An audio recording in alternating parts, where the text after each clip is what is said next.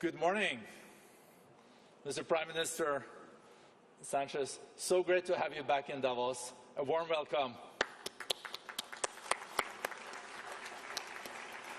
It's like welcoming back an old friend, and we know a lot has happened since 2.5 years since we last met in Davos, and your role in handling the pandemic in Spain and also transforming Spain's economy has been key. I think we all have studied with great interest your labour market and pension reforms. They could be an inspiration also for other countries, and also that you are able to reinforce social rights and socio-economic protection while improving the business environment and overall Spain's competitiveness. You've shown it's possible to do both, to work for inclusiveness but still have growth in your economy. So Europe is a major focus at this annual meeting, and you've also been an advocate for Europe playing a stronger role in global affairs, and Spain has taken on an active role in the region under your leadership, and also in the new geopolitical context, and also related to Russia's totally unacceptable invasion of Ukraine, where you have been a leading voice. And, Mr. Prime Minister, you will also be hosting probably the most consequential NATO summit in decades in Madrid, at least in Spain, end of June. We are so much looking forward to hearing your speech and having a dialogue with you. So thank you and welcome back. Muchas gracias. The floor is yours, Mr. Prime Minister.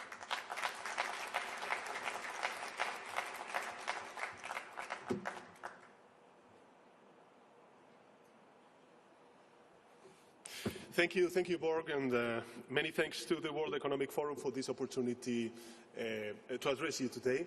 It is both an honor and a pleasure to be back in Davos after the COVID-related hiatus. My dear friends, I was still a teenager when the Berlin Wall fell and the Soviet Union collapsed.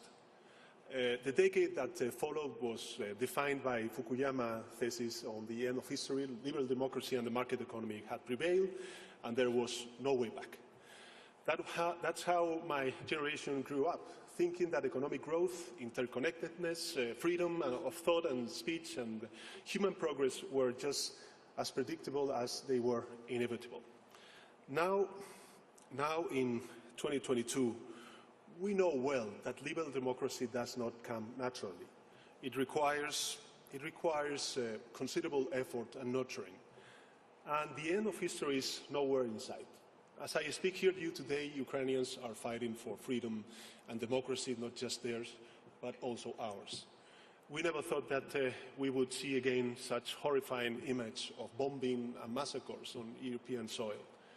Names like Bucha or Mariupol have become synonymous of barbarity and war crimes that cannot go unpunished.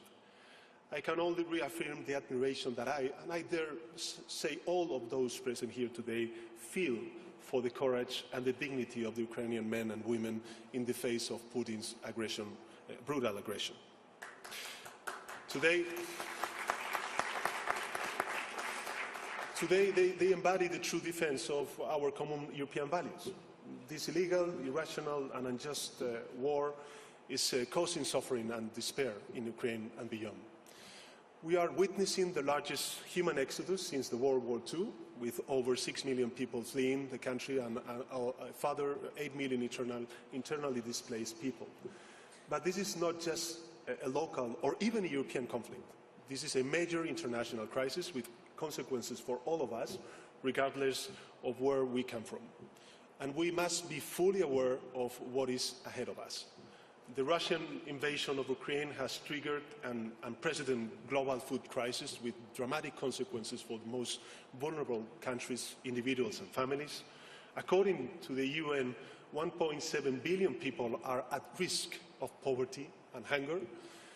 The countries most dependent on food imports face unprecedented shortfalls while their populations are suffering the effects of record food prices. At the same time, some countries are adopting unilateral trade measures, making it more difficult to meet global demand. Food insecurity is a catalyst, we know all of us, for social instability and often armed conflicts. Therefore, it is, I would say, imperative that we make every effort to restore food production and trade system and achieve food security for the most vulnerable. And Spain will do its part. I want to take, my dear friends, this opportunity to reaffirm my country's support for Ukraine and our resolve in helping ensure that Putin does not achieve his goals. Spain has, as you said before, again set an example of solidarity. Ukraine can rest assured that we will welcome Ukrainian refugees in our country, now totaling well over 100,000 for as long as needed. We will also continue to back, as we have done so far, the thoroughest sanctions against the Putin regime and providing humanitarian aid and assistance to Ukraine. Our support is firm and unwavering because we know what is at stake. The territorial integrity of a sovereign country that lives, dreams and well-being of its citizens, and the cause of international law, of liberal democracy, and of course of the European Union. Make no mistake, Putin's brutal aggression against Ukraine is also a direct attack on the European Union and all it represents. By responding with unity, as we did, and determination, the European Union is not only defending the basic principles of the international order, it is preserving the very values that underpin it since its foundation. Clearly, the last couple of years have been not easy for the European project. First, Brexit. Second, COVID hit us hard. And now we have to deal with the consequences of the war in Ukraine. However, the bigger challenge, the more resolute our reaction. Throughout these trying times, we always went for further integration, to unite and therefore not to divide, to make our common project, the European Union, stronger. We did it with the joint purchase of vaccines, with the sure instrument for protecting jobs during the pandemic, and with the Next Generation funds.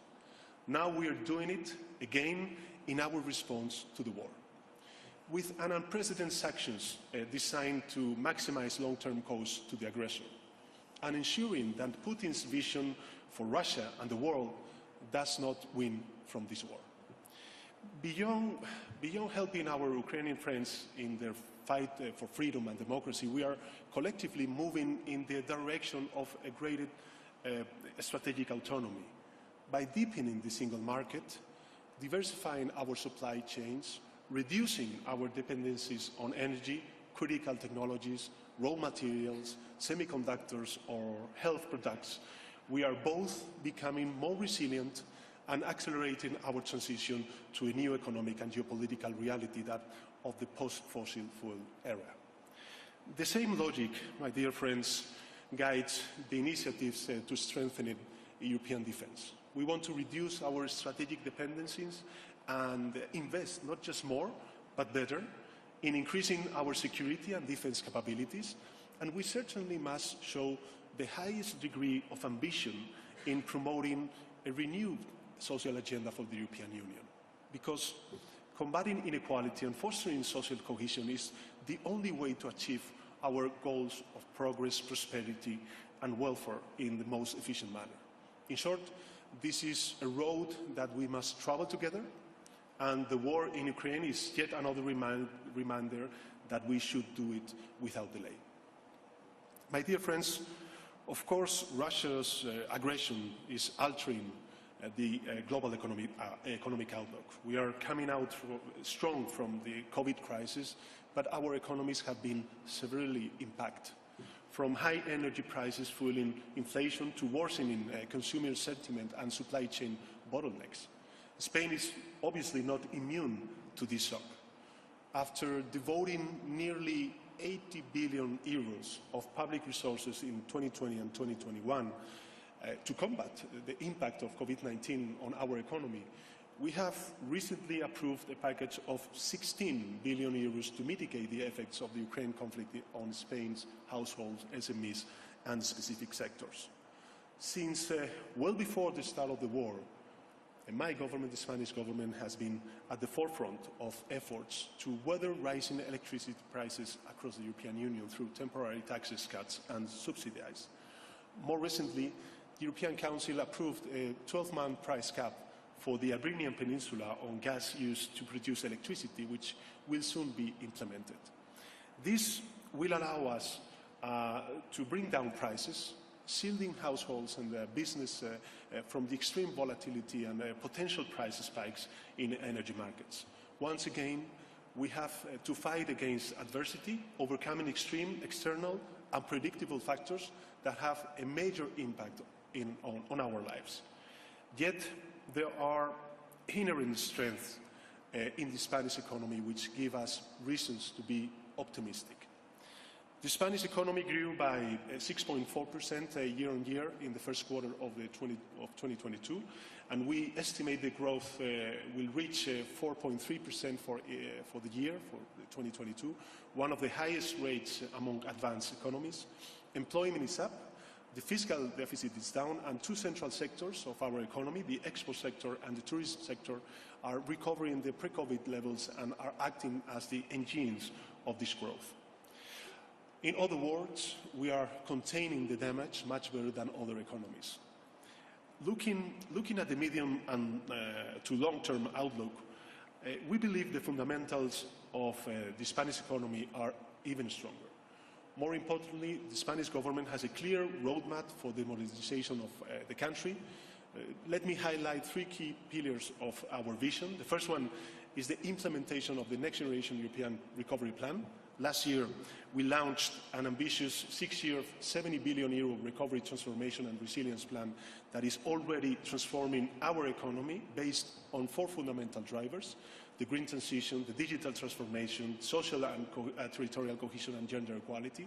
Now, I can proudly say that Spain is by far the country most advanced in everything related to the development or deployment, of next generation European funds.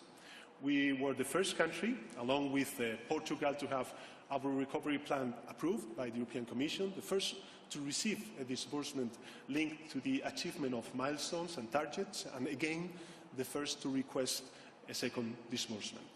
And we are accelerating its implementation since the start of the war in Ukraine, because the answer to ending our dependence on Russian gas and oil lies precisely in the decarbonization of our economy.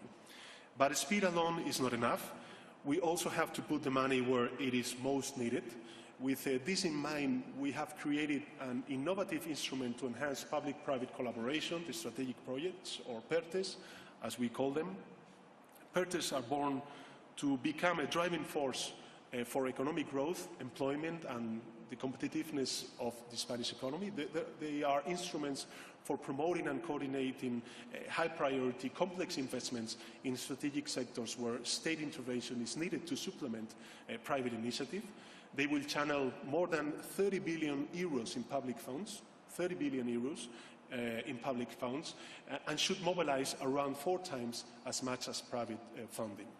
We have already approved 10 strategic projects in areas such as electric and connected vehicles. The car industry is very important for the Spanish economy, renewable energy and green hydrogen, water management, circular economy, health, aerospace sectors, among others. And precisely today, my government is approving a new landmark strategic project on microelectronics and semiconductors. With over 12 billion euros of public investments, we want to become the best partner for the industry in its efforts to expand and diversify microchip production to address growing demand and supply chains disruption. Spain will not lose the race for the most advanced technologies.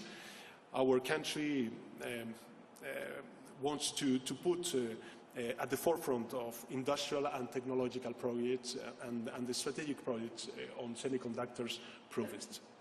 The second pillar is the ambitious reform agenda that my government has put in motion to address the structural problems of our economy. It consists of over 100 structural reforms based on the European Commission's specific recommendations for Spain and linked to our recovery plan. Let me highlight 3 areas where we are concentrating our efforts. First, green transition and the fight against climate change. We are channeling 30 billion euros, 40% of Spain's next generation funds for the decarbonization of our economy. These investments are coupled with ambitious reforms to fight against climate change and boost circular economy, self-consumption and sustainable mobility. By making the best possible use of our natural resources and investing heavily in the technologies of the future, from green hydrogen to energy storage and clean vehicles, I think Spain wants to position ourselves as a global sustainable leader or sustainability leader. Second, the digital transformation. Our digital agenda has an all-encompassing vision, from digital skills to cybersecurity, from the digitalization of SMEs to a sound cloud policy, from 5G connectivity to artificial intelligence. And third, education and talent attraction. Because we know the human capital is the engine that drives economic growth. We are reforming our education system from top to bottom, from boosting preschool education to a major expansion and modernization of our vocational training system, from university reform to a new science law that will provide adequate incentives and double the amount of funding to research, development and innovation. And finally, as an overarching pillar of our reform agenda, we set our sights on the provision of quality, stable employment. Thanks to a labour market reform negotiated and agreed by employers and trade unions, Spain is well on track to correct the endemic defects of its labour market, which are precariousness and temporality. With the previous law, only 1 in 10 new contracts were permanent. Today, there is 1 new permanent contract for every new temporary contract. The job creation rate is at 5% year on year. Both youth and women's unemployment rates are decreasing at a steady pace. And for the first time in history, there are over 20 million employed people in Spain. More public investments, better education, more jobs and better jobs. In short, more opportunities for everyone to thrive. Because the best political or social policy is one that combines quality employment opportunities for society as a whole with a strong welfare state that protects those in need. And these are not just receipts for a country like Spain. We truly want to preserve a way of life that has been an aspiration for hundreds of millions of people. This means quality jobs for everyone. This means economic opportunity for everyone. But it also means fighting against tax avoidance and unfair tax practices, both at home and abroad. It means being brave enough to truly provide the opportunities that emerging economies desperately look for. We should not be afraid to truly invest in the human development of these communities, go beyond the financing of infrastructure projects, crucial as they are. Long-term engagement and inclusivity are the best possible medicine against authoritarianism and nativism, both at home, among our citizens, and elsewhere. My dear friends, what we are witnessing is not just a reminder that history did not end 3 decades ago. We are witnessing the end of the age of naivety. We are now seeing how our values, those our societies are built upon, need to be defended. Putin's frontal attack reminds us that the future is a land to be conquered. There's nothing inevitable about the rise of extremism and tyranny. On the contrary, there is a clear chance for the values of democracy, freedom, and international law to continue to thrive. It is time to feel confident in ourselves. Let us not fear the forces that threaten to derail the future with the terror and hate. We have the most powerful weapons if we use them wisely. Because democracy, multilateralism may get messy, noisy, imperfect on occasion, but we know they are the only road to peace and freedom in the long term. George Orwell once famously wrote, and I quote, "Who controls the past controls the future. Who controls the present controls the past." My final message for you today is that we must be brave about the present, not to control the past, but to earn the future. The time for complacency is over. If we stay determined, reason, freedom, and democracy shall prevail. Thank you. Gracias.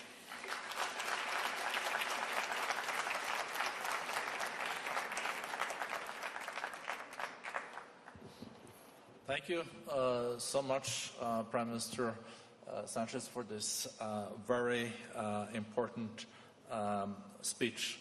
I really liked how much you also focused on values, saying that the values our societies are built on have to be defended, and make no mistake, you also said to Mr. Putin and Russia, what we're seeing unfolding now in